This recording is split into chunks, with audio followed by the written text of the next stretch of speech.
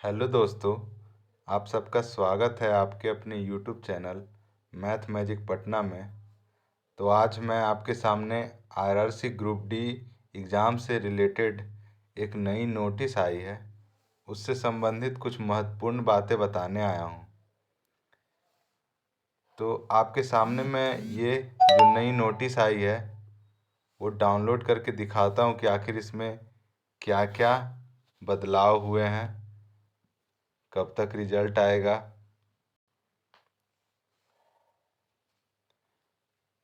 देखिए, एक नोटिस आई है, आज के डेट में है। इसको मैं आपके सामने डाउनलोड करके दिखा रहा हूँ।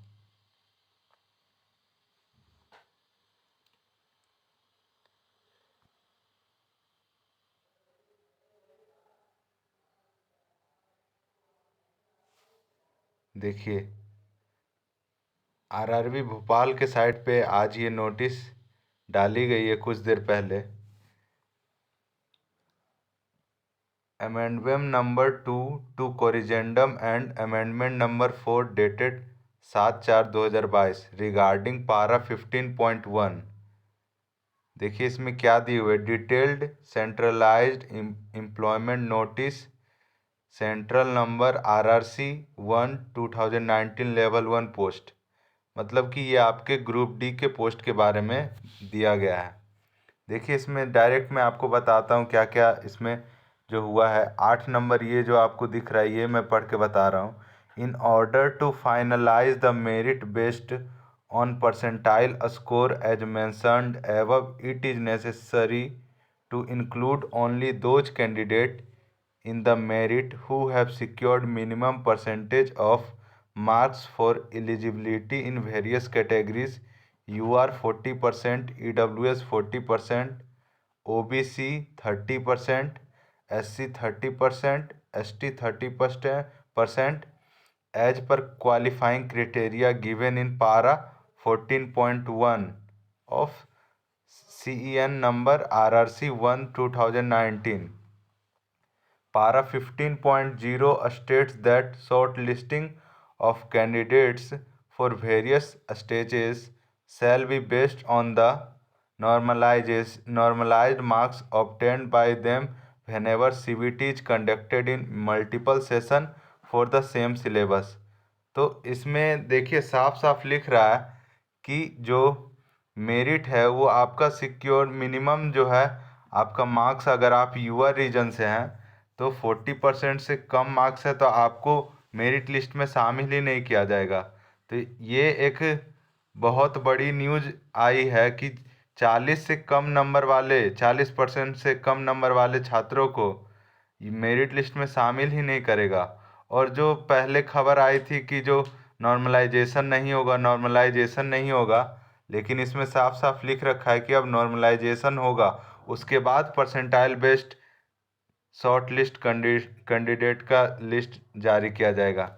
इसमें देखिए क्या लिखा हुआ है, for this the percentile score of each candidate will be converted into normalised marks by interpolation of raw marks into base shift by using a standard mathematical formula of interpolation for the purpose of deciding minimum qualifying marks as well as giving weightage in marks to CCAA candidates।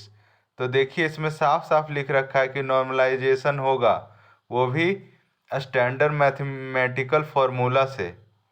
अब ये normalisation कैसे करेगा वो मैं आपको बता देता हूँ। देखिए 10 नंबर में लिखा हुआ है, base shift for the above purpose is defined as a shift having the highest mean. Highest mean मतलब कि सभी शिफ्ट का वो औसत निकालेगा, जिसका हाईएस्ट औसत आएगा सारे शिफ्टों में among all the shift of CBT with the condition that its present candidate count should be 70% or more than the average of all shift. In case the highest mean of two shift is same, then shift having highest individual marks shall be considered as base shift. In case both the highest mean and highest individual marks are same, then the shift having highest present candidate count shall be considered as base shift to break the tie। अब देखिए ये लोग जो normalisation करेंगे वो एक base shift के अनुसार करेंगे। तो वो बेस शिफ्ट ये कैसे निकालेंगे वो इसमें दे रखा है कि वो सभी शिफ्ट का जिसका 70% से प्लस अटेंडेंस था उन सभी शिफ्ट का एवरेज निकालेंगे और उस एवरेज में जिस शिफ्ट का हाईएस्ट एवरेज होगा उसके अनुसार ये नॉर्मलाइजेशन करेंगे। और अगर मान लीजिए कि दो दो शिफ्ट का हाईएस्ट एवरेज बराबर आ गया तो वो फिर उसके बाद उस शिफ्ट में प्रेजेंट मतलब कि कोई ऐसा इंडिविजुअल स्कोर जिसका कैंडिडेट का मान लीजिए दो शिफ्ट का हाईएस्ट मीन टाई हो गया तो वो फिर ये देखेंगे कि किस शिफ्ट में इंडिविजुअल स्कोर यानी कि किसी शिफ्ट में किसी पर्टिकुलर लड़के ने 90 नंबर लाया है और किसी शिफ्ट में 87 लाया है तो जिसमें 90 नंबर लाया हुआ रहेगा उसके अनुसार वो करेंगे। और इसके बाद देखिए क्या दिए हुए हैं कि अगर हाईएस्ट मीन और हाईएस्ट इंडिविजुअल मार्क्स दोनों बराबर हो जाएं तब वो क्या करेंगे, तब वो जिसका मतलब जिस शिफ्ट में हाईएस्ट कैंडिडेट होंगे मतलब कि प्रेजेंटेशन मतलब मान लीजिए कि दो शिफ्ट है किसमें सबसे ज़्यादा उपस्थिति है कितने बच्चों ने ज़्यादा उस शिफ्ट में एग्ज़ाम दिए हैं तो जिसका ज़्यादा होगा उसको बेस्ट शिफ्ट मान के वो नॉर्मलाइजेशन करेंगे। तो पहले क्या खबर आ रही थी कि नॉर्मलाइजेशन नहीं होगा परसेंटाइल बेस्ड रिजल्ट निकलेगा तो ये अभी भी परसेंटाइल बेस्ड ही रिजल्ट निकलेगा लेकिन ये परसेंटाइल करेगी पहले उससे पहले ये नॉर्मलाइजेशन करेगी। तो बहुत ही बड़ी खबर है ग्रुप डी से रिलेटेड। आप लोग को पता ही है कि 2 दिन पहले रेलवे ने एक लिंक था जिससे आप मतलब बंद कर दिया था 12 घंटे के लिए वो लिंक फिर से ओपन हो गया है।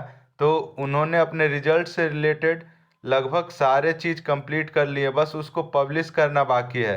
तो ये नोटिस पब्लिश करने से पहले इसलिए दिया गया है ताकि बाद में कोई बच्चे इसको ना समझे और हंगामा ना करें। इसलिए रेलवे ने ये नोटिस पहले ही जारी कर दिया है कि इसमें नॉर्मलाइजेशन भी होगा और जिन बच्चों का मतलब क्वालिफाइंग मार्क्स से कम है उनको मेरिट लिस्ट में शामिल ही नहीं किया जाएगा।